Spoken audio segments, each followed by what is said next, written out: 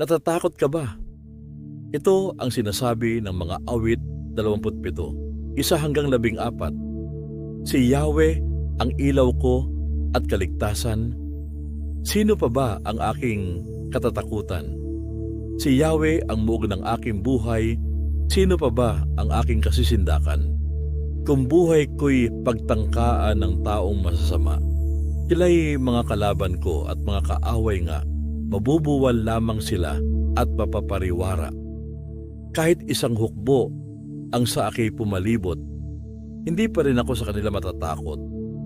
Talakayin man ako ng mga kaaway, magtitiwala pa rin ako sa may kapal.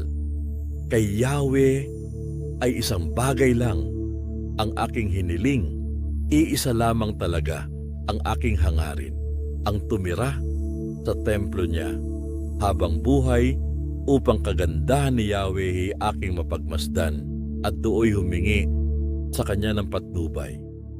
Itatago niya ako kapag may kaguluhan. Sa loob ng kanyang templo, ako'y iingatan. Sa ibabaw ng batong malaki ako'y ilalagay. Matatalo ko ang mga nakapaligid kong kaaway. Sa templo'y sisigaw ng may kagalakan, habang mga handog ko'y iniaalay. Aawitan ko si Yahweh at papupurihan.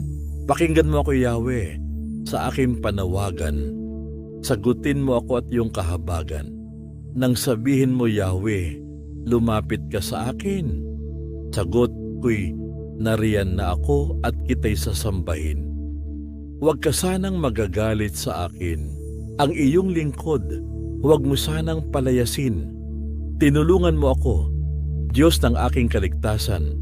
Huwag mo po akong iwan at huwag pabayaan. Itakwil man ako ng aking ama at ina. Si Yahweh ang sa akin ay mag-aaruga. Ituro mo sa akin, Yahweh, ang iyong kagustuhan. Kaligtas na landas ako'y iyong samahan, pagkat naglipa na ang aking mga kaaway. Sa mga kaaway ay huwag akong ipaubaya, na kung lumulusob ay mga pagbabanta at kasinungalingan ang dalang sandata. Naniniwala akong bago ako mamatay, kabutihan ni Yahweh aking masasaksihan. Kay Yahweh tayo'y magtiwala, manalig sa Kanya at huwag manghinawa. Kay Yahweh tayo magtiwala.